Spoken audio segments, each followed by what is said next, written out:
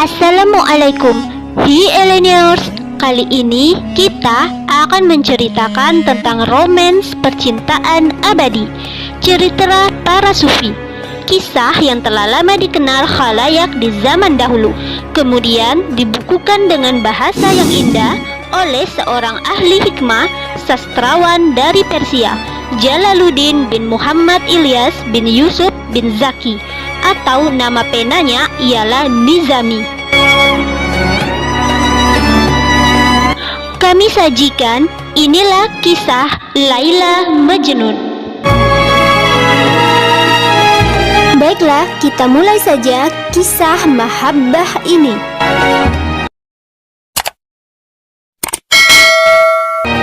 Di peradaban yang lampau, terdapatlah seorang lelaki bernama Qais, dan juga terdapat seorang wanita bernama Laila.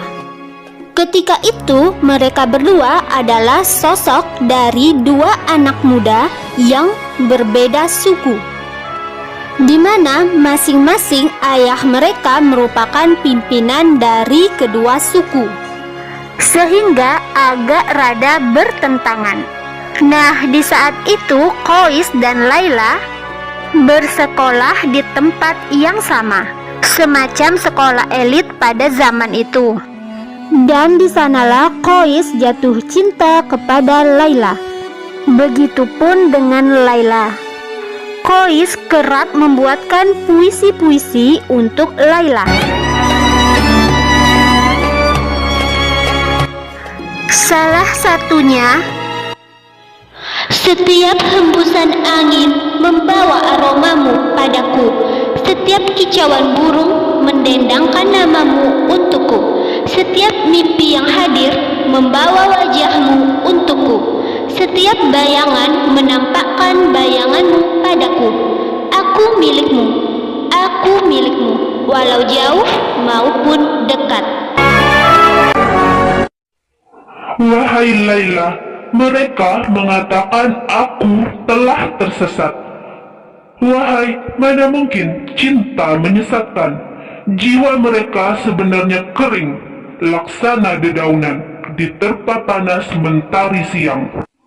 Bagiku, cinta adalah keindahan yang membuat mata tak bisa terpejam. Pemuda mana yang bisa selamat dari api cinta? Saking jatuh cintanya Qais kepada Laila, dia kerap melantunkan syair-syair di sudut-sudut jalan, menyebut-nyebut nama Laila. Di saat orang-orang melihat tingkah Qais tersebut, mereka menganggap Qais kesurupan hingga menjulukinya Majnun. Iya, secara artian Majnun artinya gila. Kemudian berjalan waktu, tersebarlah kisah Laila dan Qais ini. Diisukan ayah Laila sangat tidak setuju dengan hubungan Qais dan Laila, hingga dia menyuruh Laila untuk tidak lagi bersekolah atau dirumahkan, sehingga mereka berdua tidak bisa lagi bertemu, Laila dan Qais. Tampaklah oleh orang-orang sekitar bahwa Qais menjadi semakin sedih dan gila. Orang-orang mengerumuninya untuk mendengarkan dan menantikan syair-syair indah yang keluar dari mulut Qais. Syair patah hati, syair untuk kekasih. Sebetulnya Qais bukanlah gila dalam artian sebenarnya. Dia hanyalah benar-benar atau kelewat jatuh cinta. Sekat yang memisahkan mereka mewujud menjadi kerinduan, dan sungguh sangat menyiksa, terutama untuk Qais. Qais begitu merana. Meskipun kala itu dia tidak bisa memandang wajah Laila atau bertemu dengannya, dia akan datang berdiri di depan rumah Laila, memandangi rumahnya. Ia berlama-lama memandangi rumah Laila. Bagi Kois, memandang rumah Laila saja sudah sangat membuat hatinya bahagia. Saat seseorang bertanya, Kois menjawab bahwa bukanlah karena rumah tersebut, tetapi karena rumah itu adalah rumahnya Laila. Berarti di dalamnya ada Laila kan? Maka ia mencintai rumah itu seperti ia mencintai Laila. Pokoknya Kois ini apapun yang berhubungan dengan Laila, ia pun juga mencintainya. Bahkan dikatakan Kois pernah mencium setiap tembok rumah Laila dari sudut demi sudut karena ia begitu rindu kepada Laila yang tidak bisa ia temui. Sungguh majnun. Tetapi semua orang tidak akan bisa memahami hati seorang Kois. Kois selalu mencari cara untuk bisa bertemu dengan Laila atau memandangnya dari jauh. Bahkan saking nekatnya, si Kois ini pernah menyamar menjadi seorang pengemis di suatu jalan yang dilalui oleh Laila. Jadi ketika Laila lewat, dia bisa melihat Laila, walau ketika itu Laila tidak menyadarinya. Satu saat yang lain, dia pun pernah menyamar sebagai hewan, yaitu kambing. Jadi ceritanya, ada segerombol ternak berupa kambing yang hendak berjalan melewati rumah Laila. Kois melepas bajunya, merangkak di antara kambing-kambing tersebut. waduh, hingga di suatu tulisan dinyatakan bahwa ketika gembala mencambuk salah satu kambing tersebut, yang kena malah Kois. Tetapi si gembala tersebut tidak menyadari. Kois pun menahan rasa sakit dan tidak bersuara demi bertemu dengan Laila. Sungguh banyak sekali aksi-aksi ekstrim dari Kois ini. Juga pernah pada suatu hari di keluarga Laila ada seperti hajatan. Kemudian Kois datang walaupun tidak diundang. Terlihat di sana Laila bertugas untuk membagikan piring kepada para tamu yang hendak makan. Dan Kois pun juga ikut mengantri untuk mengambil piring. Kemudian setelah lama mengantri, tibalah giliran Kois.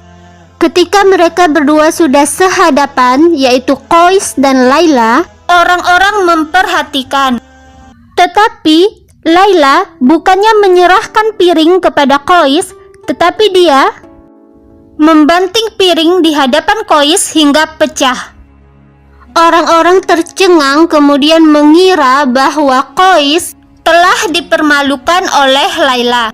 Orang-orang yang hadir dan menyaksikan, yang merupakan suku dari Laila, sangat senang karena yang tampak oleh mereka bahwa Laila telah marah dan tidak lagi menyukai Kois.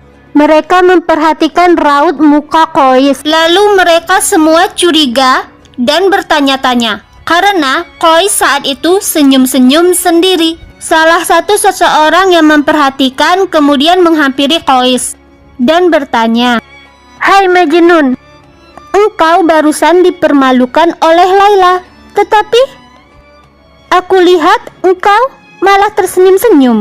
Ternyata engkau ini benar-benar telah gila."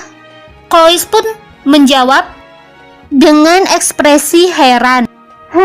Memangnya kapan Laila mempermalukanku? Kalian semua telah salah paham. Kalian tahu tidak mengapa Laila membanting piring? Sebenarnya Laila ingin agar aku mengantri kembali. Kemudian aku bisa bertatapan lagi dengan Laila. Maka dari itu aku tersenyum bahagia. Iya, ternyata memang benar itulah tujuan Laila. Trik mereka mengecoh semua orang. Juga ada diceritakan bahwa terlihat oleh seseorang si Kois ini sedang memberi susu pada seekor anjing dan memperlakukan anjing tersebut dengan sangat baik. Ketika orang yang melihat tersebut bertanya, Kois lagi-lagi menjawab, "Tentu saja, Aku harus memperlakukan anjing ini dengan baik. Tidakkah engkau melihat bahwa anjing ini baru keluar dari perkampungan Laila? Kampung di mana ada Laila di sana. Seperti yang diceritakan tadi bahwa si Kois ini apapun yang berhubungan dengan Laila, maka dia akan menganggap itu adalah sesuatu yang sangat berharga. Ayah Kois yang melihat kondisi anaknya akhirnya mengatakan bahwa dia akan mengalah dan akan melamarkan Laila untuk Kois. Kemudian Kois dan ayahnya datang ke rumah Laila. Tetapi saat itu ayah Laila berkata, "Putriku boleh menikah dengan lelaki manapun kecuali Kois. Bagaimana mungkin aku menikahkannya dengan seorang majnun sepertimu?" Kemudian setelah pulang, bertambah-tambahlah kesedihan di hati Kois. Sedih yang teramat sangat. Kois berencana ingin pergi jauh dari kampungnya ke pedalaman goa belantara nan jauh di Sahara. Ayah Kois mengajak Kois naik haji untuk permintaannya sebelum Kois pergi untuk menyepi ke padang pasir dengan tujuan ingin menyingkir dari kehidupan. Kois menyetujui. Ayah Kois dalam hati berharap setelah selesai haji nanti Kois bisa sembuh dari penyakit cinta ini. Dalam pelaksanaan haji tersebut, Kois terlihat sangat khusyuk. Hingga di antara banyaknya manusia di sana, ada seorang laki-laki yang berteriak untuk memanggil temannya, yang nama temannya tersebut kebetulan sama dengan nama Laila. Kemudian sayup-sayup terdengarlah oleh Kois suara panggilan, Laila, Laila, Laila. Kemudian Kois pun tersentak. Kemudian seraya berpuisi, dia berkata, "Siapa yang memanggil nama kekasihku?" Kois pun menjadi teringat kembali kepada Laila. Sesudah itu akhirnya Kois pun benar-benar menjauh. Dia pun masuk ke dalam hutan-hutan. Dan penyendirian itu terjadi dalam waktu yang lama. Tetapi hati Kois masihlah untuk Laila. Hal ini diketahui dari orang-orang yang kebetulan berjumpa dengan Kois, di mana mereka kerap mendengar Kois melantunkan syair-syair tentang Laila. Hanya Laila di hati Kois, hingga hewan-hewan pun dapat memahaminya. Terlihat oleh beberapa orang, Kois tengah duduk dikelilingi oleh hewan-hewan buas seperti singa, harimau, ular, dan lain-lain. Mereka duduk nyaman di samping Kois. Pun ada hewan yang seharusnya saling memangsa, di sana mereka saling duduk berdampingan dengan Kois. Dijabarkan bahwa hewan-hewan tersebut merasakan cintanya Kois dan merasakan kebersihan hati Kois, di mana di dalam hati Kois tidak ada keangkuhan dan keserakahan, hanya cinta di dalam hatinya, cinta untuk Laila. Di selang waktu yang sudah berlalu dan sangat panjang, terdengarlah kabar bahwa Laila telah menikah dengan Ibnu Salam, seorang kaya dan berjabatan tinggi.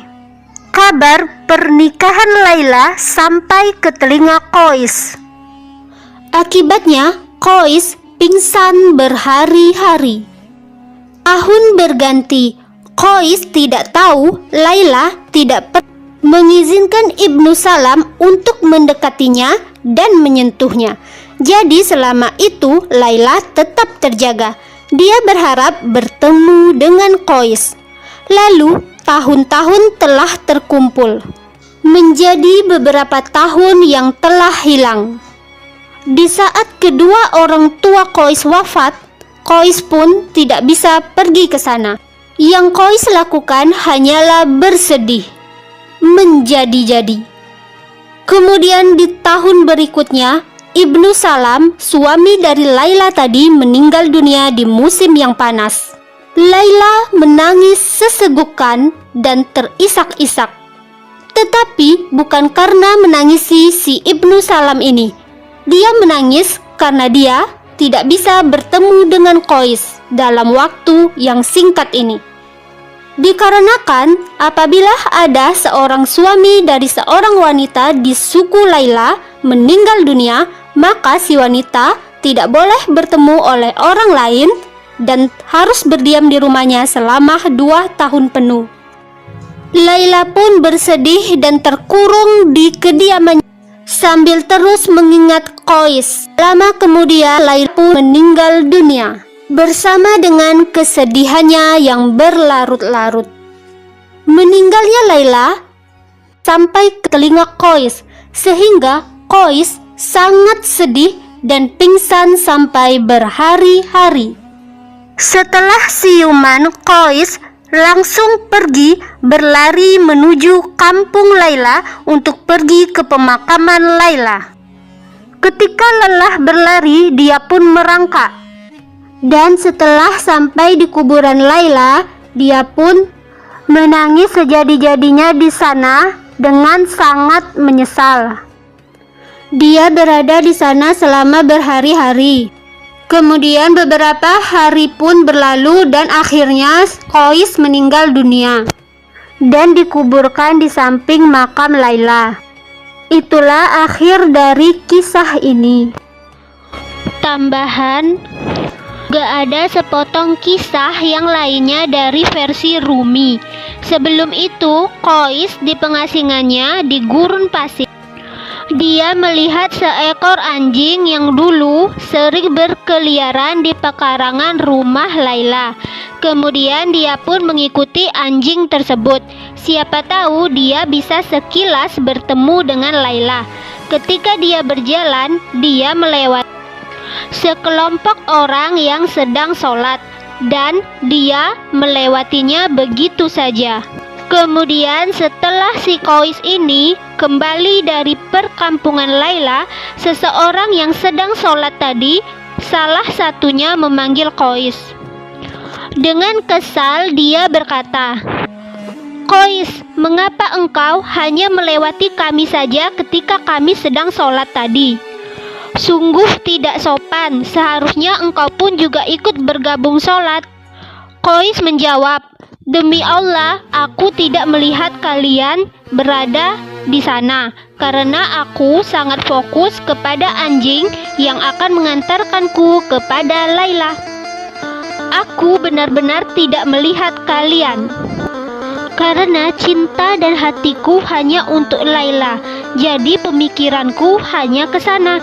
Nah, sedangkan kalian, seharusnya kalian pun juga tidak melihatku karena kalian kan sedang sholat kalau kalian benar-benar mencintai Allah." Benar juga. Sebagian literatur yang lain menganalogikan kisah Laila Majnun ini dengan cinta pada ilahiyah, yakni gambaran untuk cinta kepada ilahi, dan dikategorikan merupakan hakikat cinta ketuhanan.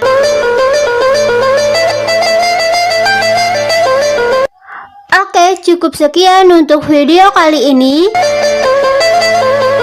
Baiklah, afwan, syukran, jazakumullah, dan wassalamualaikum.